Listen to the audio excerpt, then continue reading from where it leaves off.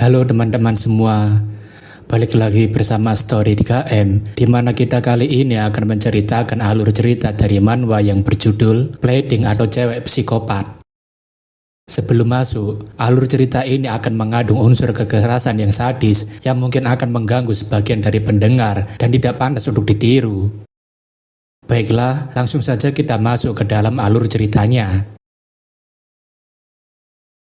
Hyunjin yang merinding tentunya berpikir bagaimana bisa Garam mengetahui alamat rumahnya dan malah seenaknya masuk setelah pintunya dibuka. Karena Garam sudah masuk ke rumahnya, dirinya tidak memiliki pilihan lain selain menyambutnya dengan baik jika dirinya tidak ingin terjadi sesuatu. Hyunjin yang masih merinding tentunya mengatakan dirinya sebenarnya tidak memiliki banyak makanan, jadi dirinya hanya bisa menyajikan jus untuknya.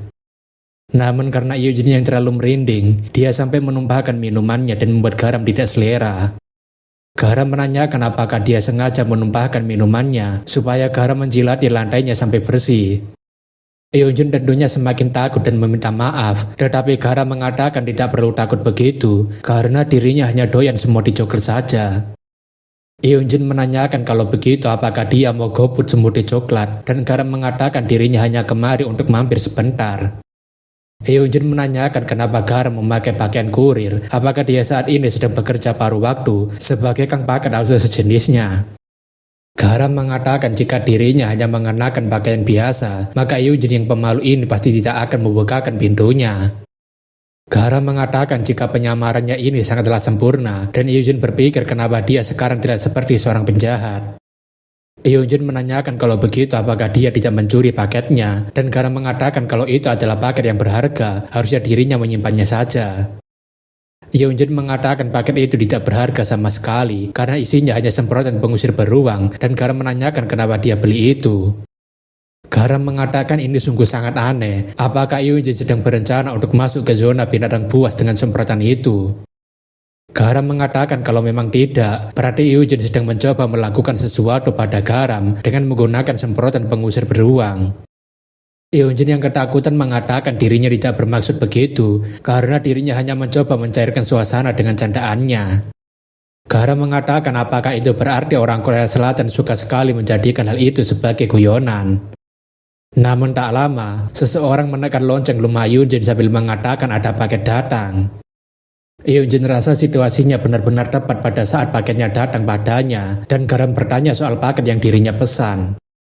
Garam yang penasaran tentunya menjawab tukang paket dengan mengatakan dirinya sedikit lupa dengan pesanan yang dirinya pesan. Kang paket mengatakan tulisannya adalah semprotan pengusir beruang, dan Garam tentunya merasa sudah dibohongi oleh Hyunjin. Hyunjin yang ketahuan bohong tentunya hanya bisa merinding, karena Garam pasti akan mengajarnya setelah ketahuan berbohong. Garam mengatakan tinggalkan saja paketnya di depan pintu karena dirinya akan mengambilnya sendiri, dan tukang paket mengiyakan. Hyunjin yang ketakutan tentunya meminta maaf karena sudah berbohong padanya karena dirinya terlalu ketakutan.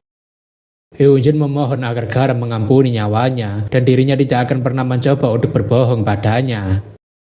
Akan tetapi, Garam malah mengelus kepala Hyunjin sembari mengatakan agar Hyunjin tidak perlu takut dan tenang saja. Garam mengatakan dirinya mengerti semua perasaannya dan betapa beratnya kekhawatirannya sampai membeli benda itu. Garam mengatakan dirinya kemari bukan untuk menyakitinya dan dirinya ingin bertanya kenapa dia tidak masuk ke sekolah. Garam menanyakan apakah dia takut jika ketua kelas akan membunuhnya, dan Hyunjin mengatakan itu benar. Garam mengatakan kalau begitu Hyunjin tidak perlu takut lagi pada ketua kelas yang jahat karena Garam yang baik hati sudah memberikan hukuman yang pantas untuknya. Garam ingin Hyunjin tidak perlu khawatir karena para pembuli akan Garam atasi dan dirinya juga akan mulai memperlakukannya dengan lebih baik. Oleh karena itu, Garam ingin agar Hyunjin datang lagi ke sekolah dan mereka akan menikmati masa-masa indah selama SMA. Akan tetapi, Hyunjin tentunya merasa trauma berat dengan ucapan Garam dan dirinya tidak mau terjebak di dalam rencana gilanya. Hyunjin mengatakan waktu itu dia bilang ingin berteman dengannya, tetapi dia malah menjeratnya seperti seekor anjing, jadi dirinya tidak akan pernah tertipu lagi. Garam mengatakan kenapa dia sangat takut padanya, padahal kali ini Hyunjin bisa percaya pada Garam, bahkan dirinya tahu kenapa ayahnya pergi ke Thailand. Garam mengatakan karena ayah mereka berdua sudah menjalin hubungan bisnis yang serius, jadi dirinya pasti akan dimarahi oleh ayah angkat kalau dirinya berbuat macam-macam dengannya. Hyunjin menanyakan apakah dia serius, dan Garam mengatakan memangnya apa untungnya berbohong padanya. Hyunjin rasa jika Garam tidak memiliki alasan untuk masuk ke rumahnya seenaknya sendiri, terlebih jika dia tahu orang tuanya sedang pergi ke Thailand, maka itu berarti dia tahu jika dirinya sedang seorang diri. Biasanya, Garam akan langsung menyiksanya, tetapi hari ini dia hanya mengobrol saja dengannya dan tidak melakukan sesuatu yang aneh. Hyunjin yakin jika ayahnya sudah memperingati Garam dengan membuat kesepakatan dengan Myungjon agar Garam tidak main-main lagi dengannya. Garam menanyakan kalau begitu apakah dia besok akan kembali ke sekolah, dan Hyunjin mengatakan tentu saja dirinya akan masuk.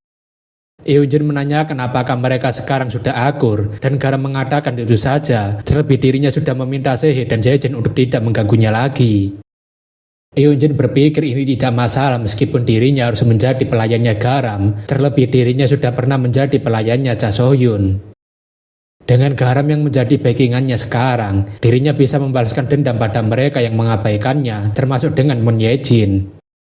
Hyunjin berpikir inilah waktunya bagi sang ratu lebah dari dunia bawah untuk kembali ke permukaan dan mendapatkan kembali masa kejayaannya. Namun sebelum pergi, Garam penasaran dengan apa yang akan terjadi jika semprotan beruang ini disemprotkan kepada seseorang, jadi apakah dirinya boleh mencobanya padanya. Garam mengatakan jika Hyunjin tidak perlu khawatir, karena dirinya hanya akan melakukannya sekali karena dirinya hanya penasaran saja dengan efeknya. Seketika itu, Hyunjin baru teringat jika wanita ini bukanlah manusia normal karena dia adalah seorang psikopat yang suka memberi harapan palsu. Beberapa saat setelahnya, Garam menelepon Myungjon sambil mengatakan dirinya telah meyakinkan Hyunjin untuk kembali ke sekolah seperti yang dia perintahkan. Myungjon mengatakan kerja bagus, tetapi apakah dia membujuk orang itu dengan cara paling ramah dan lemah lembut? Garam mengatakan sebenarnya dirinya sedikit iseng sebelum pulang, tapi Hyunjin mungkin saja masih akan datang ke sekolah besok. Mendengar hal itu, tentunya membuat Myungjon sangat kesal karena Garam tidak bisa menahan dirinya seperti yang sudah dirinya perintahkan. Myungjon mengatakan seharusnya Garam paham jika pembalasan terakhir pada Song bersaudara itu harus berakhir di sekolah dan tidak dimanapun. Garam tentunya meminta maaf karena sudah bertindak gegabah, jadi dirinya akan memperbaiki kesalahannya. Sedikit catatan masa lalu Hyena, di mana Song Jinwoo membuat Hyena sangat malu dengan mempertontonkan privasinya. Tentu saja, hal itu dikarenakan para pengecut cuma berani melawan seorang wanita bersama dengan gengnya, terlebih wanita itu tidak berani untuk melawan. Kejadian mengerikan tersebut bahkan dijadikan Jinwoo sebagai ajang pameran dengan meraup keuntungan sebanyak-banyaknya. Hyena yang tidak bisa melakukan apapun tentunya hanya bisa menangis karena para cowok pengecut itu bukan lagi seorang manusia, melainkan mereka itu adalah binatang. Intinya, adegan ini terlalu memilukan untuk dijelaskan secara detail, jadi banyak adegan yang admin skip dan langsung masuk kepada inti masa lalunya. Singkatnya, pada saat itu, Hyena dijadikan sebagai bahan tontonan para siswa dengan Jinwoo sebagai magelarnya dan mengancam Hyena dengan foto tersebut. Bukan hanya Jinwoo, tetapi Hyunjin juga menikmati hasil uang mempermalukan Hyena untuk membeli tas mewah dengan harga puluhan juta. Kembali ke waktu sekarang, Hyunjin mengatakan jika Song bersaudara itu telah menyuap penjaga sekolah dan mengadakan pameran tanpa malu setiap malam di gym sekolah. Jinwoo menjadikan Hyena sebagai tontonan para preman sekolah tidak hanya di sekolahnya saja, dan tidak hanya Hyena saja yang menjadi korban Song bersaudara itu. Para korban tidak berani membicarakan hal tersebut karena mereka diancam akan menyebarkannya ke internet dan membagikannya kepada keluarga korban. Oleh karena itu, tugas Garam adalah membuat Hyunjin merasakan penderitaan yang dirasakan oleh Hyena sampai dia benar-benar ingin menghilang dari dunia ini. Selain itu, akan ada juga seseorang yang nantinya akan mengurusi tes Jinwoo karena sudah berani menodai kehormatan anaknya dan para korban lainnya. Myungjon memerintahkan Garam untuk mengeksekusi kepribadian Hyunjin di sekolah dan pastikan juga orang itu dipermalukan lebih parah dibandingkan anaknya. Keesokan harinya, Hyunjin sedang menonton para cowok yang sedang asik bermain sepak bola. Tidak hanya sekedar menonton saja, Hyunjin sebenarnya sedang memperhatikan seorang cowok yang menjadi idamannya. Yeonjin benar-benar merasa sangat senang karena dirinya bisa melihat orang itu bermain sepak bola dan dirinya sedang menyaksikannya seorang diri. Garam juga merasa sangat senang karena Yeonjin benar-benar sangat bahagia dan Garam mengatakan sepertinya dia sedang jatuh cinta pada seseorang. Yeonjin yang sangat terkejut tentunya menanyakan kenapa dia berada di sini dan sejak kapan dia mengawasinya. Garam mengatakan dirinya ini sudah ada sejak kelahiran alam semesta dan Yeonjin berpikir apakah wanita ini kebanyakan baca manhwa murim. Garam mengatakan dirinya hanya khawatir pada Yeonjin karena ini adalah hari pertamanya masuk sekolah jadi dirinya mengawasinya. Garam mengatakan agar dia tidak perlu malu-malu karena dirinya tahu jika dia ini sedang jatuh cinta pada seseorang dan ceritakan saja itu padanya. Garam memberitahu tanpa dia sebutkan, dirinya tahu jika Yeonjin sangat menyukai Shinho dan Yeonjin tentunya sangat terkejut. Yeonjin mengatakan dari mana dia bisa tahu tentang itu dan Garam mengatakan apakah dia penasaran dengan itu. Garam memberitahu jika Sehye dan Jaejin memberitahunya dan itu tentunya membuat Yeonjin jadi semakin kesal pada mereka berdua karena kedua mulut mereka itu sangat ember. Garam mengatakan bukankah dia sudah suka dengan Shinho sejak awal semester, jadi dia benar-benar terlihat seperti anak muda yang segar dan lucu. Garam mengatakan dirinya ini adalah temannya, jadi dirinya dengan tulus dan sepenuh hati akan mendukung kisah cinta Yeonjin. Namun dari tatapan wajah Garam, dia seperti ingin sekali menghabisi Yeonjin sekarang, tetapi dirinya harus mengikuti rencana ayah angkat. Garam mengatakan karena mereka sudah baikan, jadi haruskah dirinya membantunya untuk berjodoh dengan Shinho. Yeonjin menanyakan apa maksudnya dan Garam mengatakan dirinya bisa menjadi jembatan cinta antara dia dengan Shinho. Garam mengatakan meskipun dirinya seperti ini, tetapi dirinya tidak pernah gagal dalam menjodohkan seseorang dan pasti selalu ada hasilnya. Garam mengatakan agar Yeonjin percaya saja padanya karena dirinya ini sebenarnya adalah malaikat cinta yang menembakkan panah cupid. Yeonjin berpikir wanita ini benar-benar sudah gila, sampai-sampai dia membahas kalau dia itu adalah malaikat cinta, bahkan dirinya yakin jika panah itu pasti akan membunuhnya. Setelah dirinya merasakan semprotan pengusir berubah yang dilakukan Garam padanya, Yeonjin yakin jika perkataan orang ini tidak bisa dipercaya. Namun karena dirinya diancam akan disebarkan foto tanpa busananya, dirinya tidak memiliki pilihan lain selain masuk sekolah. Garam mengatakan kenapa dia dari tadi diam saja, apakah dia yakin tidak mau dirinya bantu untuk berjodoh dengan Shinho. Yeonjin yang ketakutan tampaknya tidak memiliki pilihan lain selain mengikuti perintah dari Garam yang jelas-jelas akan membunuhnya. Beberapa saat setelahnya, Shinho dan teman-temannya kembali ke ruangan kelas mereka untuk mendinginkan tubuh mereka setelah bermain. Teman Shinho mengatakan sepak bola kali ini sangat menyenangkan karena Shinho sangat jago dan mereka berada di tim yang sama. Teman Shinho menanyakan kenapa dia tidak berhenti saja dari klub band dan fokus menjadi seorang pemain sepak bola, tapi Shinho mengatakan dirinya sudah terpilih untuk ikut dalam kompetisi saat libur musim panas. Terlebih lagi, katanya akan ada murid siswi yang ikutan juga, jadi dirinya harus bekerja keras agar bisa menarik perhatian mereka, dan temannya mengatakan bukankah dia sudah punya pacar. Shinho mengatakan dirinya hanya sekedar dekat dengan wanita itu saja dan temannya itu mengatakan rupanya dia lebih sampah karena sudah menyanyiakan banyak wanita cantik. Akan tetapi, seluruh kelas langsung terdiam ketika Garam masuk, bahkan ada seorang siswa yang sangat malu karena dia sedang melepaskan pakaiannya. Teman Shinho menanyakan bukankah dia anak kelas 1 itu dan temannya mengatakan bukankah dia itu disebut sebagai wanita gila dari Korut. Para cowok di sana tentunya mengatakan jika wanita gila itu rupanya sangat cantik, jika dilihat dari dekat bahkan lebih mirip seperti seorang idol. Teman Shinho menanyakan apa yang dilakukan anak kelas 1 di sini dan Garam memperkenalkan dirinya sebagai Garam dari kelas 16. Garam mengatakan ada sesuatu yang harus dirinya sampaikan kepada senior Shinho, jadi dirinya datang menemuinya seperti ini. Shinho tentunya menanyakan apakah dia sedang berbicara dengannya, tapi dirinya tidak tahu apa yang sedang ingin dia sampaikan. Garam mengatakan temannya sedang menunggunya untuk mengungkapkan perasaannya secara terbuka kepada senior, jadi sekarang temannya sedang menunggu di ruangan olahraga. Garam mengatakan dirinya datang untuk menyampaikan permintaan temannya agar dia datang ke sana, jadi dirinya harap senior Shinho mau datang ke sana. Teman-teman Shinho tentunya langsung jadi heboh karena mereka sangat penasaran dengan pengakuan cinta dari seorang wanita pada temannya. Akan tetapi, Shinho yang tidak tahu siapa yang akan menembaknya tentunya menanyakan memangnya siapa yang akan menembaknya. Garam mengatakan sepertinya senior sangat khawatir dengan itu, akan tetapi bukankah itu tidak akan seru jika dirinya langsung mengatakan siapa orangnya. Garam mengatakan agar senior Shiho tidak perlu khawatir, karena temannya sudah menyiapkan banyak hal untuk membuatnya menerimanya. Teman-teman Shiho tentunya mengatakan jika mereka ini sangat iri padanya, dan mereka menanyakan apakah dia menggunakan sesuatu sampai dikagumi banyak wanita. Shiho mengatakan tidak ada alasan khusus, karena memang beginilah derita bagi seorang lelaki tampan dan selalu menjadi idaman para wanita. Kabar tentang Shiho yang mendapatkan pengakuan cinta tentunya membuat satu sekolah menjadi heboh, bahkan ada yang menjadi penyebar beritanya. Para wanita itu juga ingin sekali menyaksikan bagaimana Shiho akan ditembak oleh seseorang, jadi mereka berencana untuk menontonnya juga.